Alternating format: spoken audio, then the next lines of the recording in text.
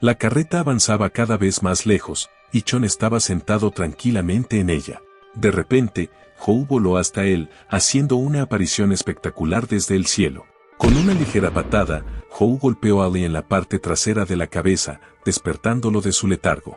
El pequeño de cabello negro, al parecer, amaba dormir incluso en movimiento. Le preguntó de inmediato qué había pasado, algo confundido, pero al ver lo que tenía delante, abrió los ojos aún más. Frente a ellos se alzaba una majestuosa montaña que parecía un verdadero gigante. Era el monte Mudan, y por fin habían llegado a su destino.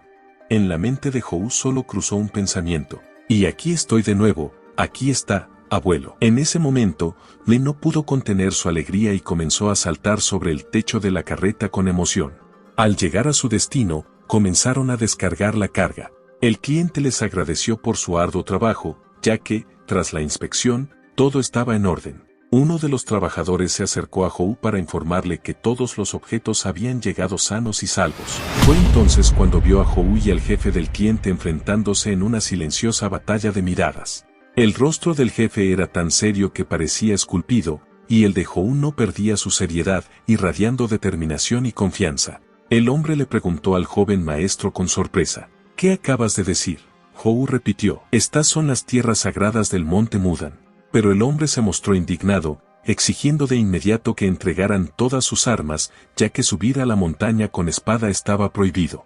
Al joven maestro no le gustaban ese tipo de reglas, pues él estaba acostumbrado a decidir por sí mismo dónde dejar su espada. El guardia insistía en que mientras tuviera la espada consigo, subir a la montaña sagrada era imposible. Pero Hou creía que el lugar más seguro para una espada era el cinturón de su portador, y se mantenía firme en su decisión. Sin embargo, su interlocutor estaba convencido de que si el dueño ya era un problema andante por sí mismo, entonces la espada también se convertiría en una amenaza. Le pidió a su hermano mayor que cediera un poco y aceptara las exigencias. Al final, Hou desenvainó su espada, aunque a regañadientes.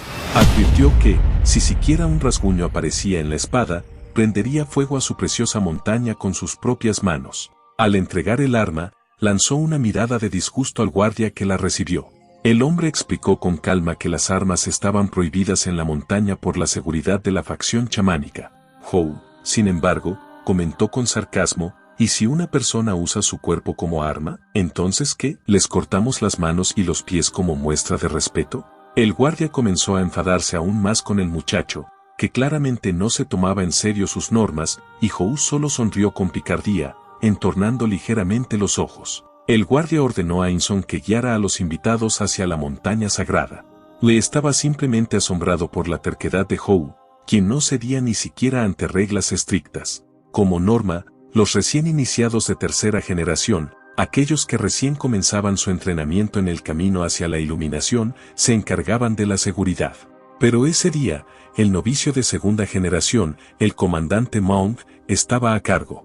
El maestro Mong era estricto no solo con sus estudiantes, sino también consigo mismo, lo que hacía que su influencia fuera aún más fuerte. Esto fue explicado por el joven guía para que los invitados comprendieran que Mong no era una mala persona, solo estricto en su enfoque. Para Hou, esto era comprensible porque él mismo era disciplinado. Hou creía que el problema estaba más bien en quienes se negaban a entender las verdaderas razones de la austeridad. Lee, por otro lado, sentía respeto por Mong, porque a pesar de su apariencia joven, su comportamiento y seguridad dejaban una fuerte impresión. El guía añadió que JYN era el orgullo de la facción Mudan, lo que enfatizaba aún más su importancia. También señaló que Hou debía haber memorizado la maestría de JYN en la técnica de la espada Tai Chi. El maestro mencionaba esta técnica más de una vez porque la facción Mudan, también conocida como la facción Tison, junto con Soong, eran los dos pilares de los clanes ortodoxos que vivían en las montañas gemelas. La facción Mudan estaba orgullosa de JYN, aunque pareciera un poco rebelde y arrogante. Ahora se volvía claro lo que ocurría tras bambalinas en su mundo y cómo la facción mantenía su orgullo.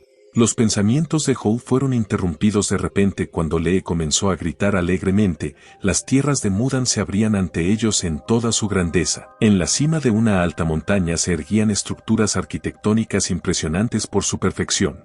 Fueron recibidos por Monguk, uno de los aprendices a cargo del palacio Wu Jin. Saludó cálidamente a los invitados, expresando la esperanza de que su viaje hubiera sido sin contratiempos. De pie detrás de Hou, Chan le explicó en voz baja que Myeonseuk era un guerrero de renombre, un anciano de la Unión Murin y una figura respetada en las artes marciales ortodoxas. Hou se presentó ante Mount diciendo su nombre. Al escucharlo, JYN se dio cuenta de inmediato de que el heredero de Cheonga-han estaba frente a él. Recordaba su primer encuentro. Hou entonces se presentó sin siquiera dar su nombre, simplemente declarando que venía de Cheonga-jan. JYN estaba convencido de que ese chico creía que era especial y que actuaba con demasiada arrogancia. No podía tolerar a ese tipo de personas, nacidas en familias ricas que nunca conocieron el trabajo real. Seok se acercó a Hou y expresó su gratitud al clan Cheonga-han. Preguntó por el padre de Hou, ya que hacía mucho tiempo que no se veían. Seok intentó recordar la última vez que hablaron, durante el pacto celestial. Su conversación se alargó y pareció demasiado extensa. En respuesta, el joven heredero solo comentó que habían recorrido un largo camino y que literalmente se caía de cansancio. Continuó diciendo, me obligaron a subir hasta aquí con la promesa de que podría descansar, pero ¿cuándo vas a hacer eso si estás hablando todo el tiempo? Al oír tal insolencia, JYN no pudo soportarlo más y le señaló a Hou que su maestro aún no había terminado su discurso. Hou respondió que era difícil captar el punto del maestro cuando hablaba durante tanto tiempo. Esto solo hizo que JYN se enfadara aún más y sintiera cómo crecía su ira.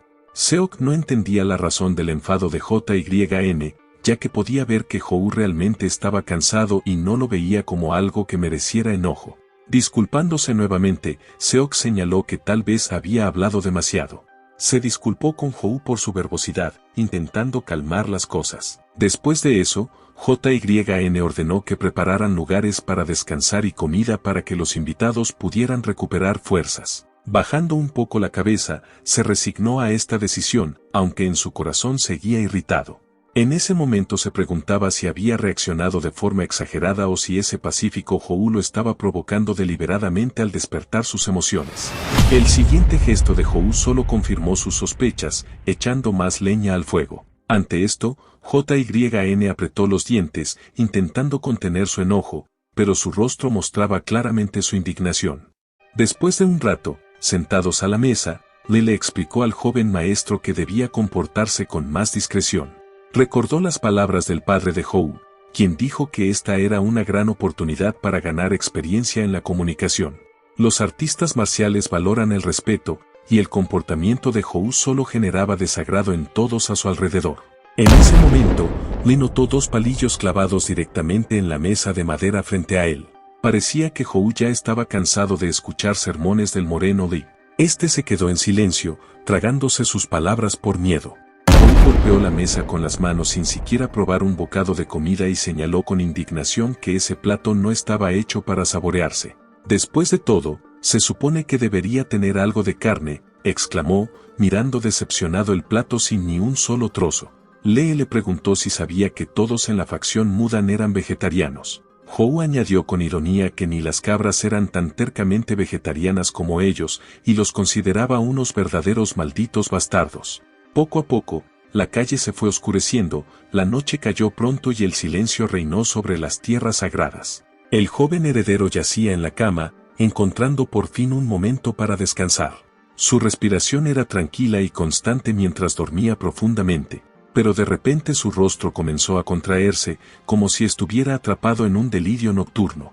Hou ni siquiera podía dormir bien, molesto por el hecho de que esos malditos vegetarianos solo le dieran comida vegetariana, que no le gustaba en absoluto. Le resultaba gracioso que, incluso en su cuerpo humano, siguiera siendo tan sensible a la comida vegetariana como lo era cuando era un yukai. De pronto, escuchó ruidos extraños que llamaron su atención. Se puso alerta, giró la cabeza hacia la puerta tratando de entender de dónde venía el sonido. Algo parecía estar ocurriendo en la habitación de al lado, probablemente alguien estaba haciendo ruido. Entró en la habitación solo para encontrarla vacía, sin rastro de Lee.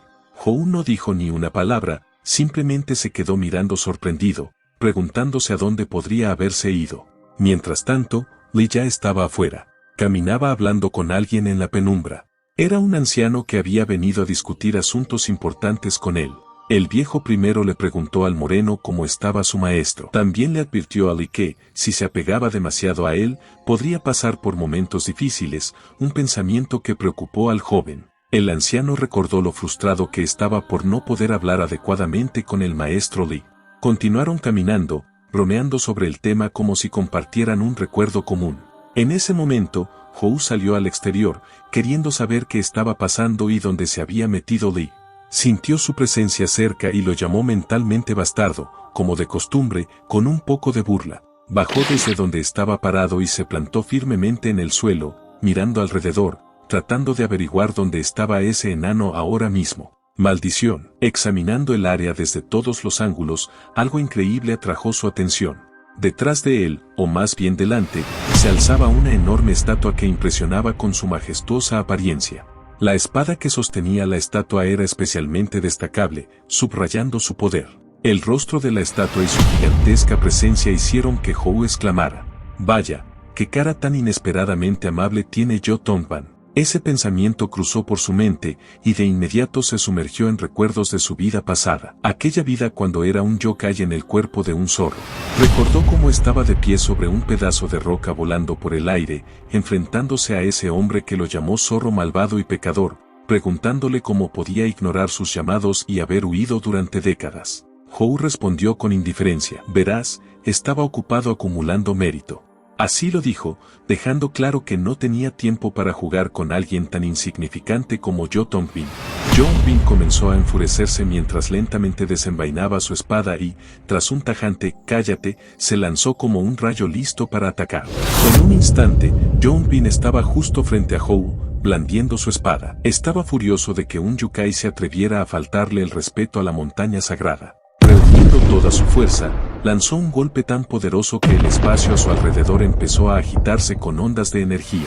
Pero Hou detuvo tranquilamente el golpe, bloqueando la espada con la mano.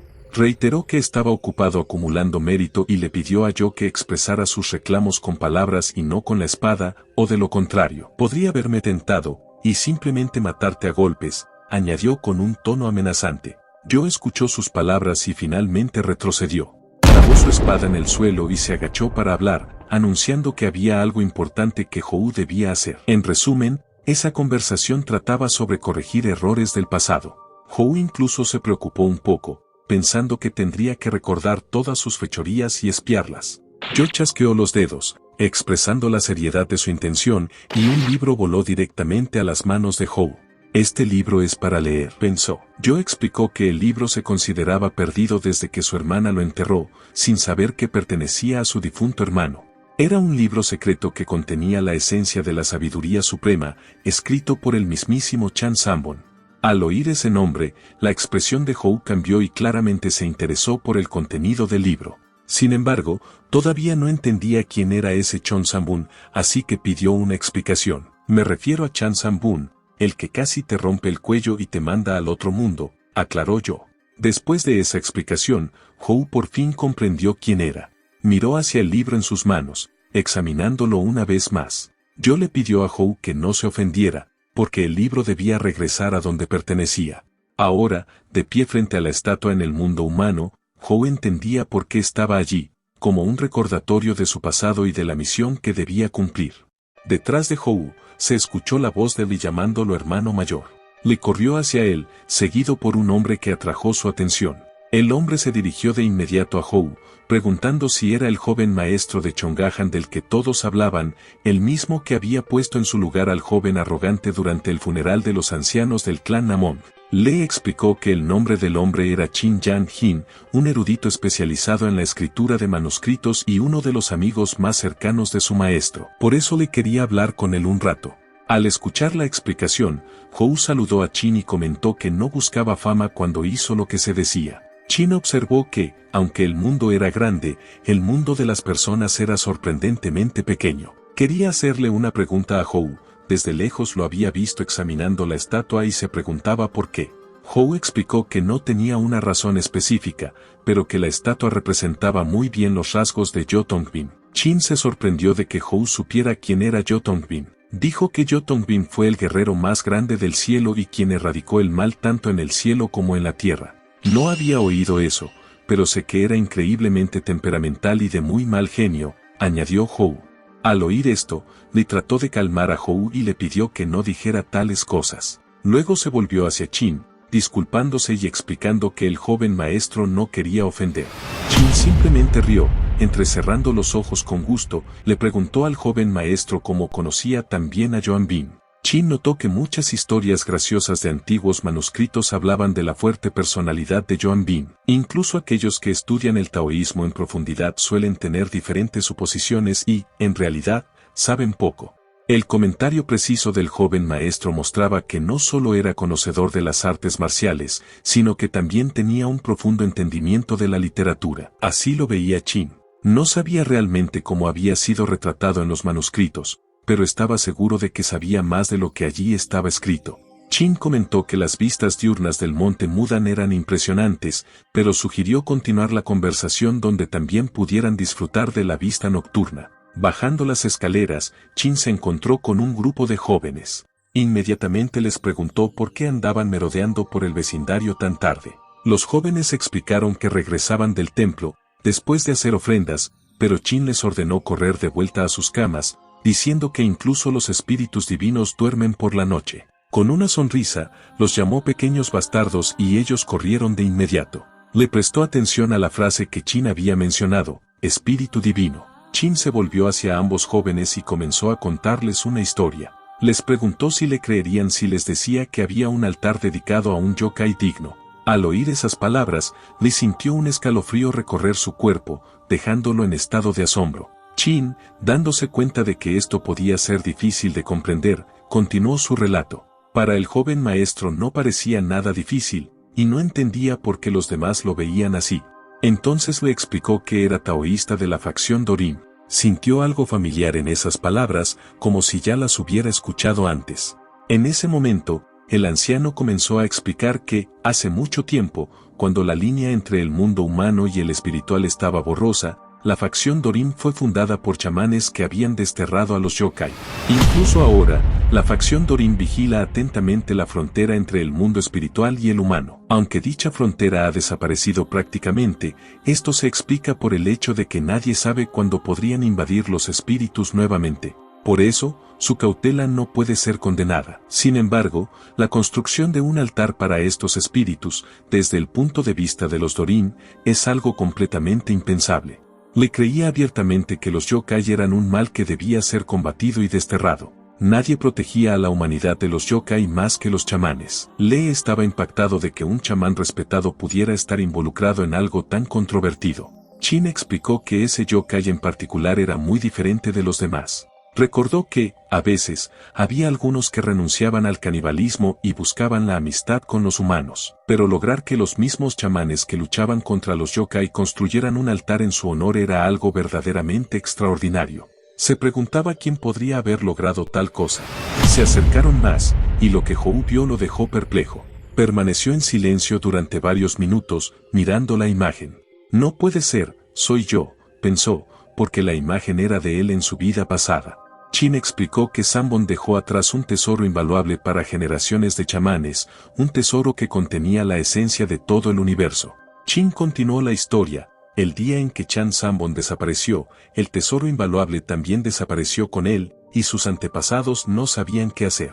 Por ello, tuvieron que atravesar tiempos difíciles y confusos. Fue un yokai quien encontró y devolvió el tesoro durante aquellos días oscuros.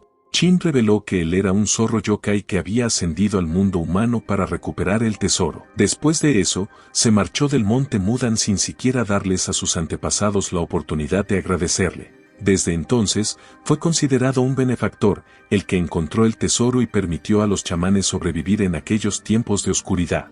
Los antepasados decidieron honrarlo como la deidad del espíritu que cuida todos los tesoros del mundo y construyeron este altar como muestra de gratitud. Hou escuchó todo esto y no podía creer que esa historia realmente hablara de él. Lo más interesante era que la prohibición de comer carne y el compromiso con el vegetarianismo se habían convertido en un tributo a este espíritu divino. Finalmente, le comenzó a comprender.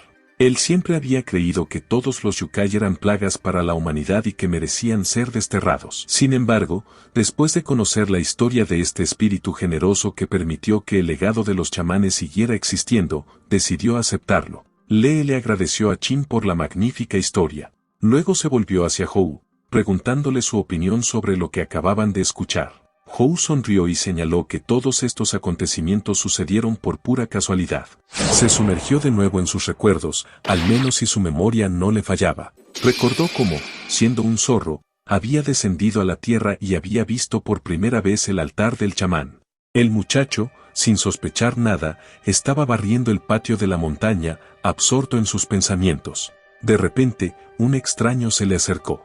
Su mirada era inquietante, como si el miedo mismo hubiera tomado forma humana. El extraño irradiaba peligro, como si fuera la encarnación del terror, y su mirada le heló la sangre.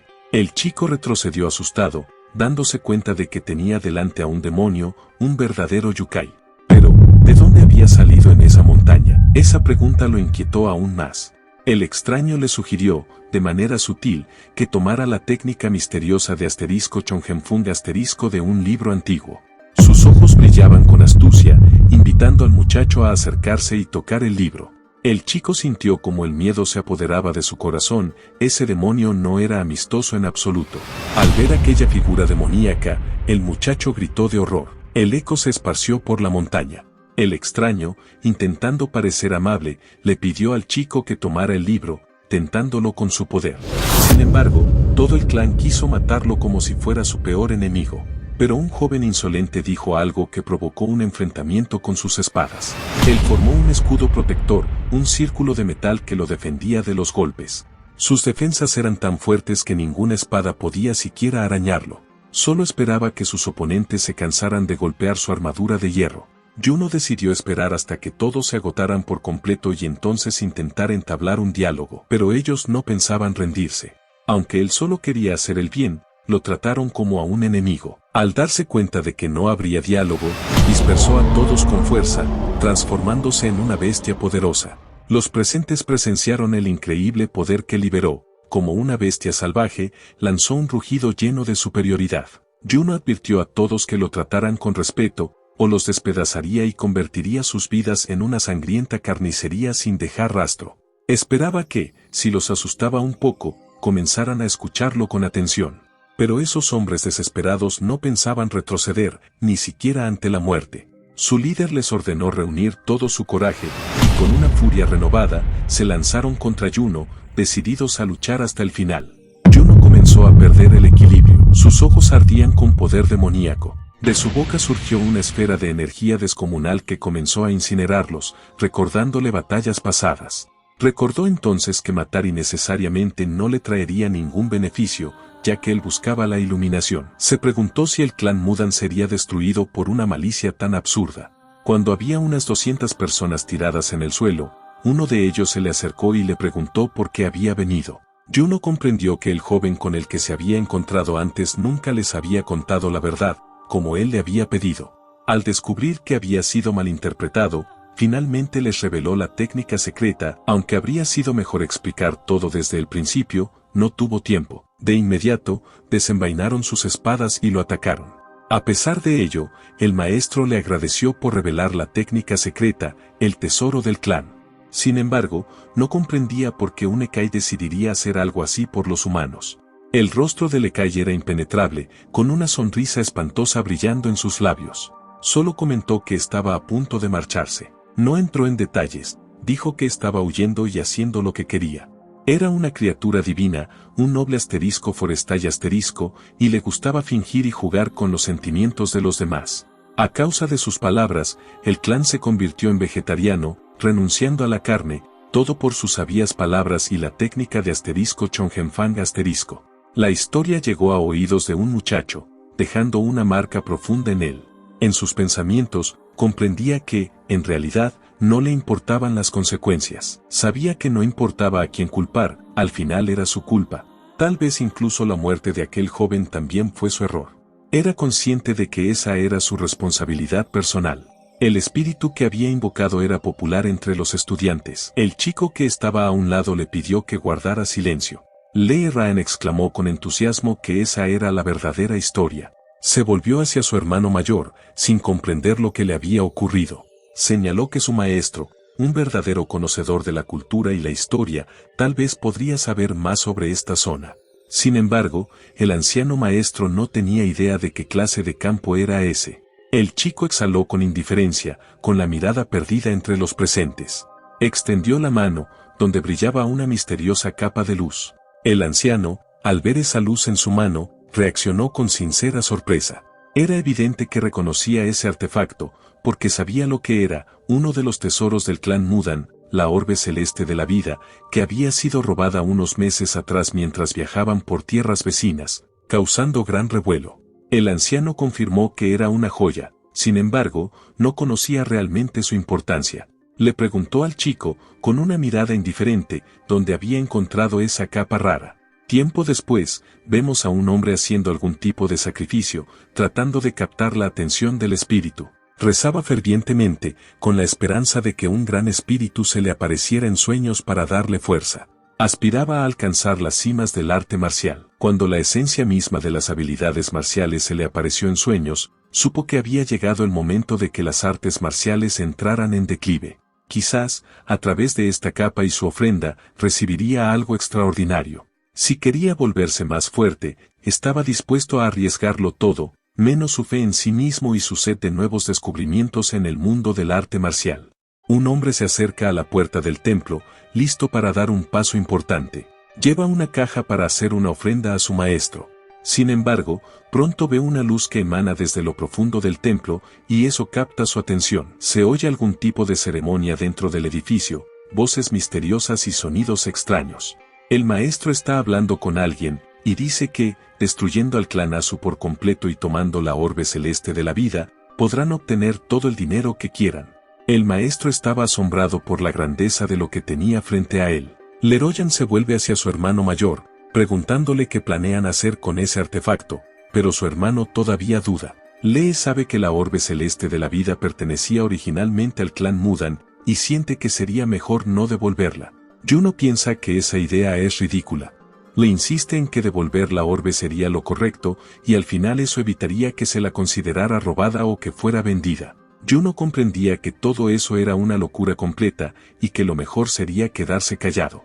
El maestro estaba seguro de que, si el chico no estaba preparado para tomar tal decisión, entonces no estaba obligado a devolver el artefacto. Hacía mucho tiempo que habían perdido la esperanza de recuperarlo. Sin embargo, por supuesto, si decidía hacerlo, su noble acción se convertiría en otra leyenda que se transmitiría de generación en generación dentro de su clan. Juno ya había experimentado que ser inmortalizado en la historia no era tan emocionante y no quería ser malinterpretado. Aún así, no sentía ninguna obligación de devolver el orbe de la vida. Eligió absorber su poder. Si su hermano mayor no hubiera intervenido, Juno no habría detenido al maestro que llegó al templo. Escuchó conversaciones sin sentido a su alrededor. No podía creer que el jefe del clan Aso, conocido incluso en Mima como un artista marcial, pudiera caer en manos de un prodigio así. Parecía que dominaban un conjunto de trucos, riéndose a espaldas de ese maestro. Eventualmente, el nivel les fue arrebatado de nuevo. El anciano se movía demasiado rápido como para ser detenido. Estaba convencido de que, al encontrar el artefacto en el clan Aso, debería haberlo absorbido de inmediato, pero ese joven logró robárselo justo delante de sus narices. El anciano se preguntó si había lanzado el hechizo antes de la muerte de Hang Sunung Ban, porque todo le parecía muy extraño. Detuvo sus pensamientos, giró la cabeza y vio la entrada cerrada de la cueva. Se dio cuenta de que ese era el lugar que había estado buscando. Comprendió que ese era el sitio exacto donde había lanzado todo su poder primigenio para detenerlos. Entre sus oponentes había incluso quienes intentaron huir, y algunos temblaban de miedo. Era la cueva del demonio, y su entrada estaba sellada, o eso se decía. Pero ¿quién se atrevería a detenerlo? Estaba claro que ninguno de los lugareños se atrevía a interponerse en su camino. Notó que el espacio sobre la cueva estaba abierto, así que este hallazgo podía considerarse su propio descubrimiento. Al entrar, vio una densa niebla llenando el espacio. Una energía extraña y poderosa emanaba de la niebla, perceptible incluso desde lejos. Al mirar más de cerca, notó que podría ser su propio poder.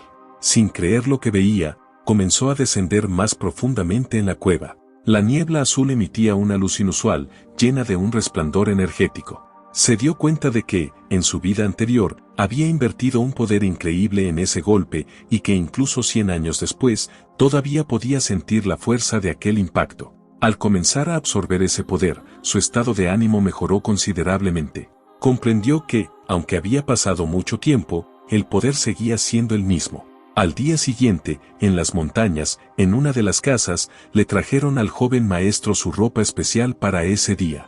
Era un atuendo formal preparado especialmente para él. Cuando le preguntaron si necesitaba algo más, Juno se despertó de mal humor, por lo que le ofrecieron una bebida. Los niños habían preparado todo lo necesario, notando que no había dormido bien, e incluso se ofrecieron a masajearle los hombros. Juno se volvió hacia su hermano menor, preguntándose por qué esos niños lo habían estado molestando con tanta insistencia desde temprano. Resultó que, en realidad, no era temprano en absoluto, y la noticia de que su hermano mayor había encontrado el orbe azul de la vida se había esparcido por todo el clan. Gracias a esto, el hermano mayor se convirtió en el héroe del clan de An. Le parecía increíble, porque no buscaba fama e incluso culpaba a su hermano menor por haber tomado el orbe azul por su culpa. Como disculpa, el hermano menor le llevó un refrigerio, carne de conejo frita. Sin embargo, la apariencia del plato era completamente inusual, como si no cumpliera con sus expectativas. El mayor comentó que quizás lo estaba alimentando de forma demasiado modesta, con solo vegetales, considerando que Juno no era un miembro de su clan. Al mirar alrededor, Juno incluso notó gotas de sangre en el suelo y otras manchas en la ropa del hermano mayor. Estaba claro que el mayor había cazado y cocinado personalmente ese conejo. Explicó que ese conejo había absorbido el poder de las montañas y el espíritu de ellas, lo que lo hacía muy difícil de atrapar. Los guardias rodeaban el edificio, escuchando la conversación con asombro. Nunca antes habían oído a su líder, Chen Yejin, reír tan despreocupadamente. Al percibir el aroma de carne frita que flotaba desde la mañana, uno de los guardias casi se volvió loco al darse cuenta de lo absurdo de sus acciones. Sin embargo, la verdad seguía siendo la verdad. El joven maestro de John J.Y.N. realmente había logrado infiltrarse en la sala de estudios y encontrar el orbe azul de la vida. Aún así, no creía los rumores y decidió comprobar todo personalmente. El maestro le dijo al chico que podía visitarlos cuando quisiera y añadió que no había necesidad de perder el tiempo hablando con ancianos, que era mejor salir a disfrutar de la vida. Juno miraba todo eso con una leve duda en sus ojos. Se ordenó a los guardias escoltar a Chin Jain y en ese momento se quedaron a solas. Uno de los guardias lo miraba con intensidad, su mirada era sorprendentemente expresiva. Tras analizarlo, Juno comprendió que la situación no era tan mala. Sonrió y notó que ese chico parecía estar buscando pelea, tal vez por el olor a carne que le recordaba algo. El hombre apenas podía contener sus emociones, quería golpear a ese joven insolente. Juno escuchó que alguien le lanzaba una grosería y le preguntó al canalla qué acababa de decir. Este lo miró con una expresión ofendida, llena de hostilidad. Juno decidió acercarse, acortando la distancia entre ambos. Mirándolo directamente a los ojos, le dijo que toda esa actuación ridícula parecía increíblemente poco creíble, y por eso lo había llamado ladrón, acusándolo de haber robado el orbe azul. Estaba claro que ese hombre creía tener razón, sospechando que Juno tenía un motivo oculto detrás del regreso de Charu. Juno solo podía pensar en lo miserable que debía ser la vida de alguien con ideas tan retorcidas.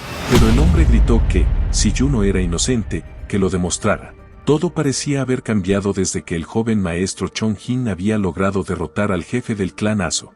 Juno no entendía por qué ese hombre seguía dudando de que él fuera ese mismo joven maestro. Estaba tan confiado que pensaba que un simple hijo de comerciante no podría haber vencido a todo el clan Aso. Entonces alguien gritó desde un lado, llamando a Mong Jin un verdadero canalla. Que se atreviera a decir eso y que explicara cómo se atrevía a tratar así a su benefactor, quien los había ayudado a recuperar el orbe azul de la vida. Mong Jin se giró y vio a su maestro, frente a quien se sintió terriblemente avergonzado. El hombre se presentó como un sanador llamado Tecno. Estaba sinceramente agradecido con el chico por haber encontrado el orbe azul de la vida y, sin duda, lo consideraba un héroe de su clan. Pero Mong Jin, su alumno, había resultado ser un canalla, y el maestro se avergonzaba de haberlo educado, viendo ahora cómo trataba así a sus benefactores. Monjin intentó justificarse, pero el maestro le ordenó severamente que se callara, porque había escuchado todo con sus propios oídos y no toleraría excusas. El maestro ordenó a Monjin que se inclinara de inmediato y se disculpara con el joven maestro. Pero Juno aseguró que todo estaba bien, que no hacía falta disculparse por sus palabras. Supuso que el estudiante solo tenía curiosidad y quería saber si él realmente había derrotado al jefe del clan Aso. Pero el maestro vio esa curiosidad como algo sospechoso. Como era de esperarse, el maestro consideró a Juno una persona comprensiva, que voluntariamente devolvió el orbe, aunque cualquier otro podría habérselo quedado para sí mismo. Aconsejó al alumno que aprendiera de Juno, porque Monjin estaba actuando como un verdadero tonto. Juno observó todo esto e incluso disfrutó ver cómo Monjin era reprendido. Decidió satisfacer la curiosidad del estudiante y mostrarle algunas de sus técnicas de combate. El anciano, al oír hablar del arte marcial, quedó atónito ante esas palabras. Esas palabras hicieron que Monjin se diera cuenta de que tendría que enfrentarse a ese chico y se puso un poco nervioso. Cuando le preguntaron qué diría, entendió que el muchacho realmente se estaba preparando para una pelea. Si aceptaba, tendría que entrar voluntariamente en la guarida del tigre. No tenía razón para rechazar, así que se dirigieron al campo de entrenamiento. Allí, los soldados practicaban a diario, perfeccionaban sus técnicas y se preparaban para futuras batallas, siempre bajo la mirada atenta de su maestro. De pronto, apareció un médico de la corte y le preguntó al anciano cómo iban las cosas en el entrenamiento. El maestro se preguntó qué hacía allí el doctor, pero notó que había venido a presenciar un enfrentamiento interesante. El maestro no entendía qué podía haber de interesante en eso. Mientras tanto, el entrenamiento terminó y comenzaron a limpiar el campo. En el horizonte apareció el joven maestro junto con Monjin. El doctor comentó que este enfrentamiento prometía ser emocionante. Monjin notó que incluso Chin Yajin estaba presente. Estaba convencido de que había llegado el momento de humillar a ese presumido que intentaba hacerse pasar por alguien importante.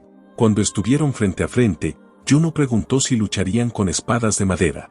Era un entrenamiento serio para Monjin, quien explicó que una espada así, aunque fuera de práctica, ayudaba a desarrollar la verdadera fuerza.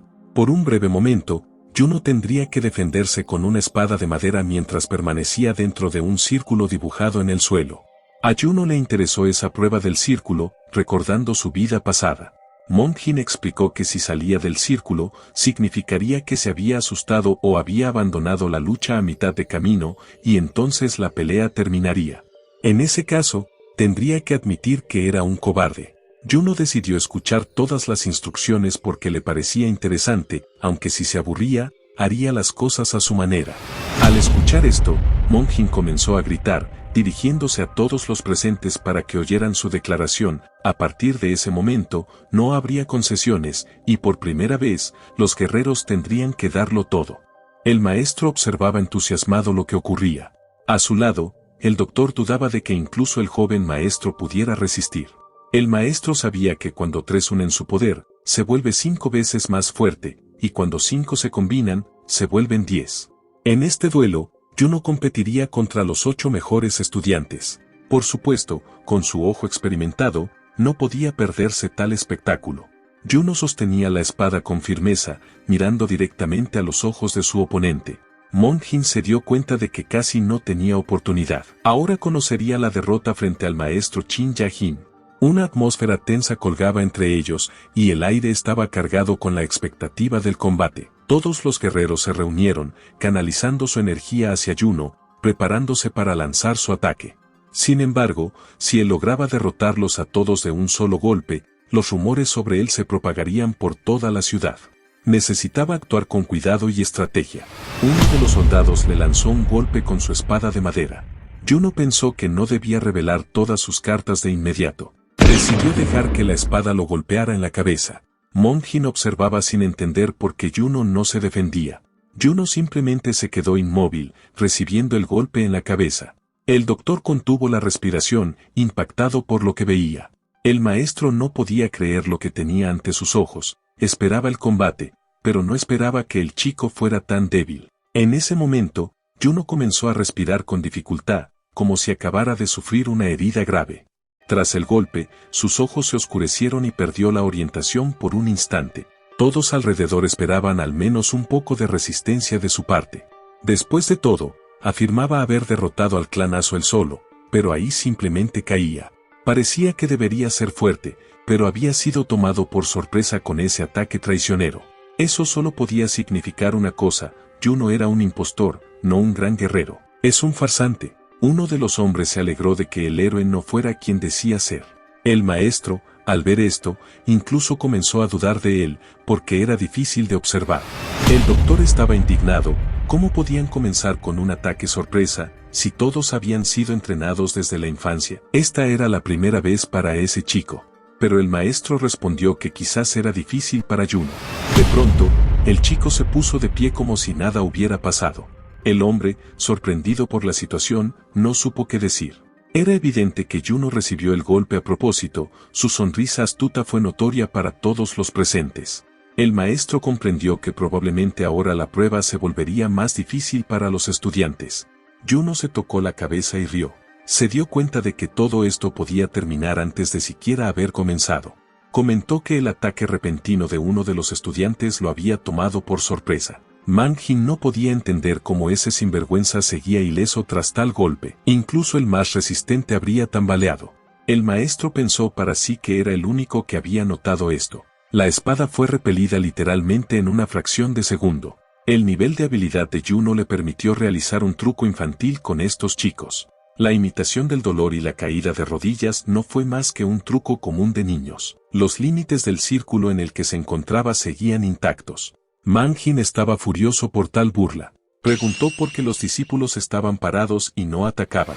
Al darse cuenta de que ya habían tardado demasiado, los discípulos levantaron sus espadas y comenzaron el ataque. Con un ligero movimiento de su espada, Juno esquivó rápidamente el ataque. El agresor ni siquiera notó su maniobra. El contraataque ya se dirigía hacia él, ejecutado con un nivel de habilidad muy alto. Otro oponente comenzó a atacarlo desde arriba, pero el chico estaba preparado. Juno simplemente se hizo a un lado como si nada, dejando a todos impactados, porque el golpe accidentalmente alcanzó a otro estudiante. Comprendió que si no se movía, no podían golpearlo. Los estudiantes intentaron una patada vertical, pero fallaron. Entonces decidieron intentar un corte horizontal y coordinarse para hacerlo al mismo tiempo. Juno los miró como si fueran tontos y comentó que al menos usaban la cabeza para algo más que masticar. De repente, fue atacado por tres al mismo tiempo, que lo apuntaron con 3 golpes. Él saltó con agilidad, elevándose en el aire, pero se dio cuenta de que sus oponentes no eran simples novatos, ya eran 8 y comenzaban a rodearlo incluso en el aire. Manjin observaba asombrado, seguro de que finalmente lo habían atrapado. Juno vio que no podría escapar de los ataques desde todos los flancos. Sujetando su espada, se preparó para responder. Repelió todos los ataques con un poderoso contraataque. Manjin abrió la boca de la sorpresa, casi tragándose una mosca. Los maestros en el podio quedaron maravillados por sus maniobras. Cuando los guerreros vieron que Juno descendía, intentaron apuntarle con sus lanzas, pero todos sus intentos fracasaron. Juno contraatacó y les demostró su superioridad. Los estudiantes volaron en distintas direcciones con su golpe, como si fueran muñecos. Sin piedad, les mostró dónde pasan el invierno los cangrejos y les cerró la boca. Era simplemente increíble lo que estaba ocurriendo allí. Los soldados no entendían nada. En un instante, su espada brilló con una energía asombrosa. El doctor quería asegurarse de que Juno no se rindiera, pero todos vieron claramente cómo la espada de madera destellaba como un rayo. Aún así, la línea del círculo seguía intacta. Una energía increíblemente poderosa emanaba de Juno.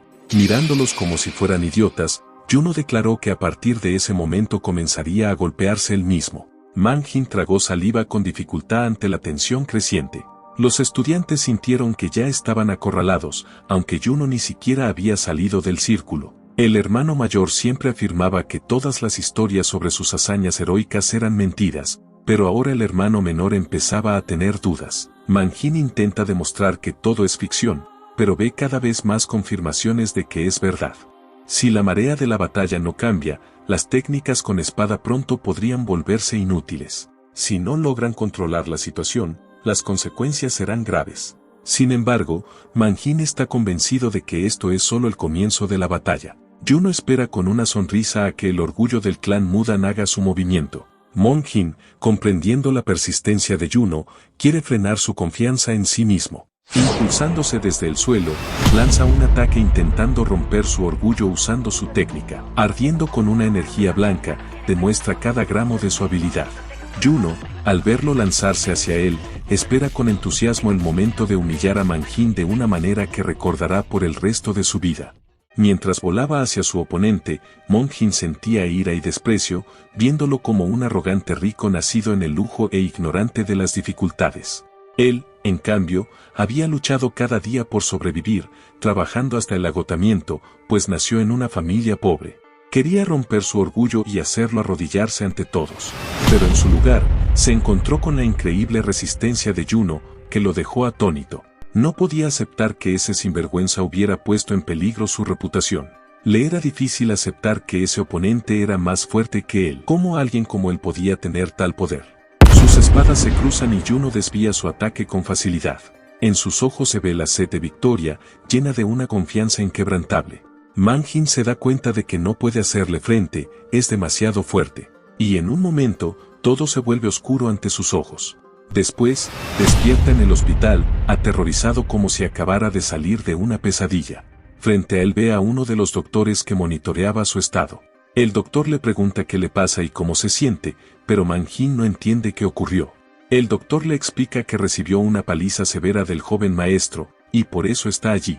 Era evidente que el golpe en la cabeza fue serio, por lo que Manjin no recuerda nada. Recuerda el momento en que lo atacó furiosamente, pero Juno desvió sus golpes con una sonrisa similar a la del emperador de Jade y luego, en una fracción de segundo, se transformó en la encarnación del rey del abismo, el dios de la muerte, y le dio a Manjin golpes tan poderosos que no pudo resistir. Eso es todo lo que recuerda. Sabe que fue golpeado, pero no puede recordar cómo sucedió exactamente.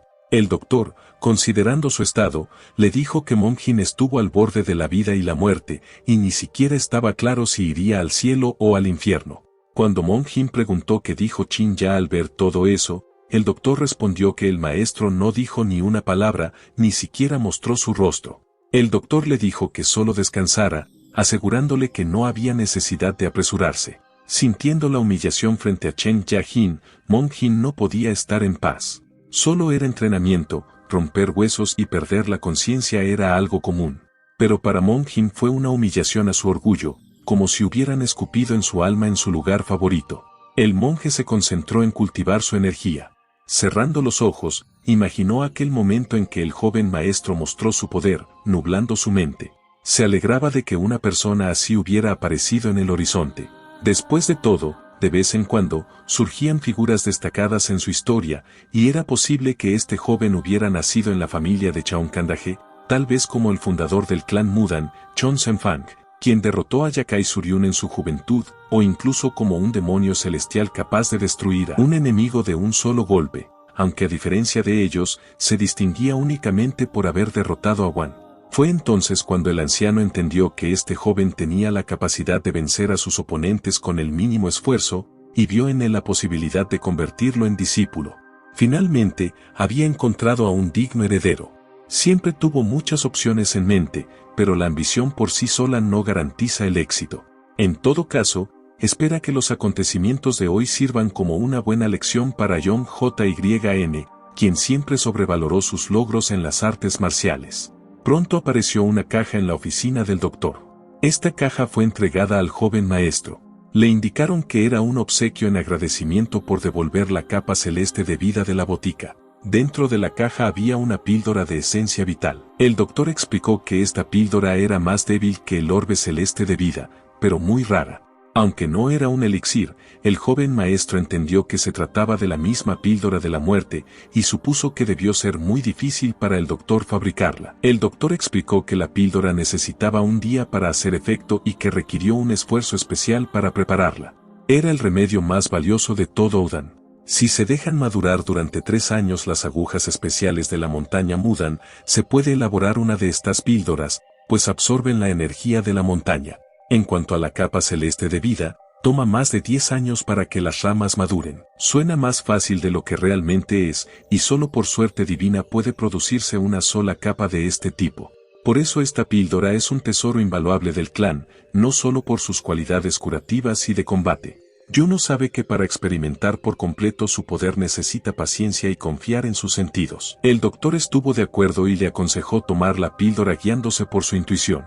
El joven maestro se dio cuenta de que no tenía otra opción. Si estas píldoras absorben energía de forma natural, ¿qué pasaría si se cambian las condiciones en las que maduran? ¿Qué pasaría si en vez de energía natural comienzan a absorber otra fuerza? Una idea demoníaca cruzó su mente y la codicia apareció en sus ojos. Le ofrece al doctor aceptar su obsequio y le explica que sería mejor si él entregara las píldoras a quienes las necesiten más y que le den otra que aumente la energía. El doctor respondió que ese tipo de píldoras no mejoran las habilidades de combate, pero tienen otras propiedades fortalecedoras. Sin embargo, aún así, serían de más ayuda que cualquier servicio. Incluso si él era un gran doctor, si realmente lo deseaba, podía obtener todas las que necesitara, porque el doctor podía fabricarlas a escala ilimitada. Yuno sonrió levemente al darse cuenta de que podía obtener un suministro ilimitado de esas píldoras. Y en un instante, todas las píldoras desaparecieron.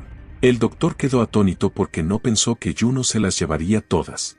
El joven simplemente las recogió en una gran caja, la cargó sobre su hombro y se las llevó consigo. Sosteniendo la caja de píldoras, se reía como un verdadero demonio. Se dirigió directamente a la cueva Akaya, que estaba cerrada para la gente común.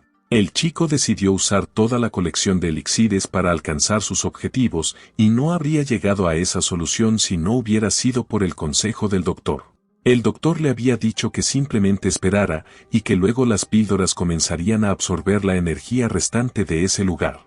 Alguna vez, esa energía convertiría las píldoras en un remedio milagroso que incluso superaría al orbe celeste de vida. La codicia llenaba su alma y el vacío dentro de él exigía lo que ansiaba. No podía esperar a que las píldoras hicieran efecto, sintiendo ya el poder que podían darle. Al salir de la cueva, el joven maestro no esperaba encontrarse con ese chico. Manjin estaba de pie, con la cabeza vendada, mirando directamente a los ojos de nuestro héroe. Lo analizaba con detenimiento y su expresión estaba lejos de ser satisfactoria. Yo no quería entender qué estaba ocurriendo. Notó que Manjin estaba allí parado como si hubiera estado esperándolo durante mucho tiempo y sospechaba que lo había estado siguiendo desde el principio.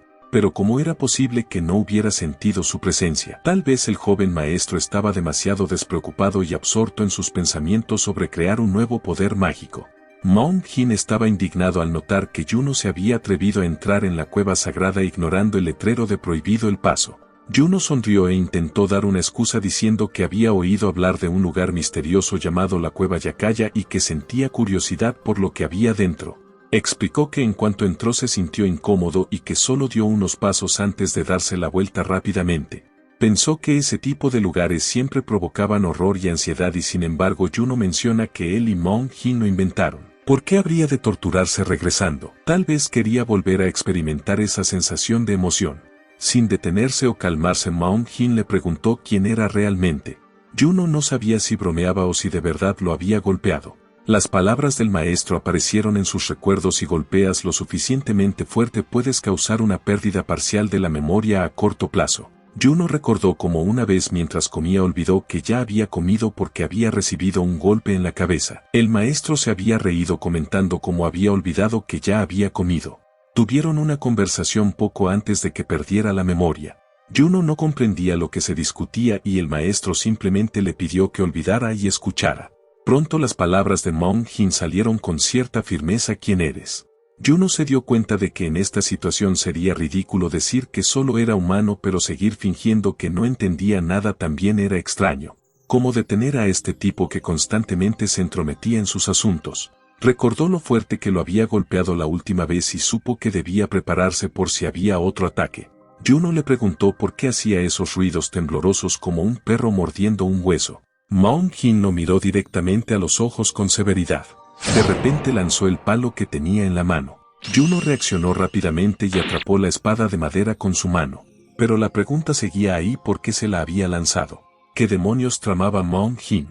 Moon Jin comenzó a decir que de todas las personas contra las que había luchado el joven maestro era el peor moralmente, pero también notó un detalle muy importante: como guerrero Juno merecía respeto. En el campo de entrenamiento no había podido apreciar bien su fuerza porque estaba dominado por las emociones y ahora quería verla en combate. Se colocó frente al joven maestro, se inclinó ante él y le rogó que le enseñara algo.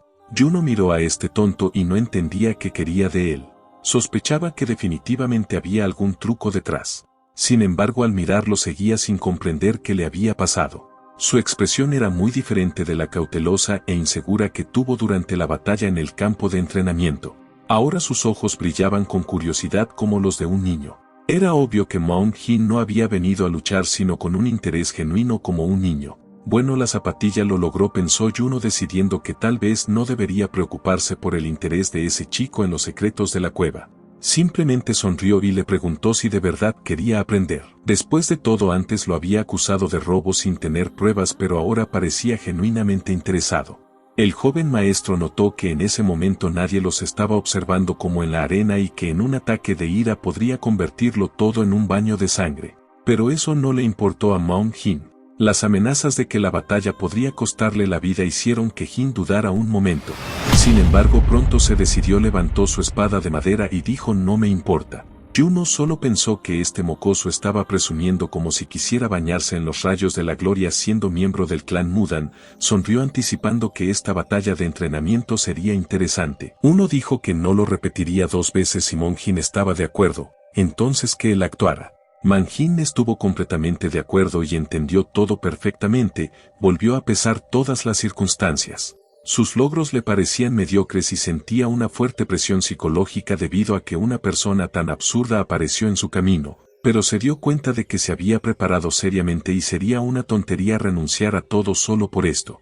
Para ese momento estaba en camino a su propio altar como creía, pero cuando se detuvo y miró a su Dios algo cambió en su percepción. Recordó las palabras del maestro que creía que conocer al joven maestro era parte de su educación, era una lección importante para él y no había nada de qué avergonzarse. Quizás su maestro escuchó sus plegarias y lo envió a esta prueba como respuesta. Si ese era el caso, sería una tontería dudar de que su vida estuviera en juego. Moon Jin no apartó los ojos de Juno ni por un segundo, tan concentrado y atento como fuera posible. El joven maestro observaba a su oponente y estaba listo para el siguiente movimiento. Si su oponente estaba listo, entonces era hora de empezar la batalla. Juno se lanzó hacia adelante como si levitara. Fue un truco obvio para Moon Jin. Sin embargo, su devoción por las artes marciales tocó el corazón de Juno.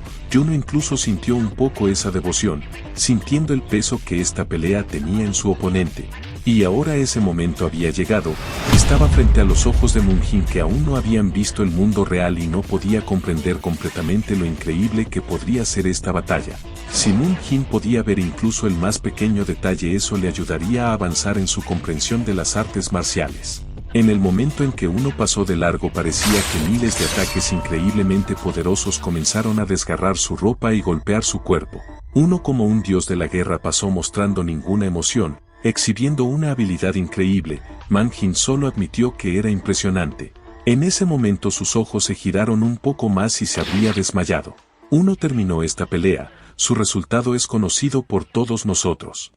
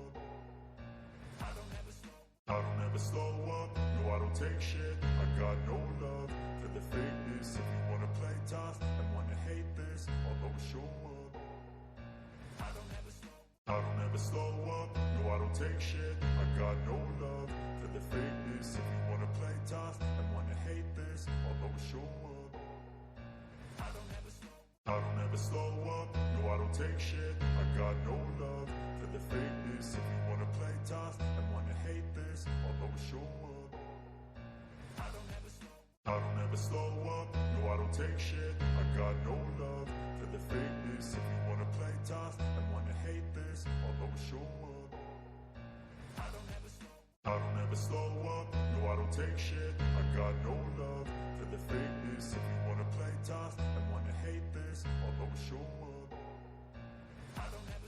I don't ever slow up, no I don't take shit, I got no love for the fakeness. If you wanna play tough and wanna hate this, I'll always show up.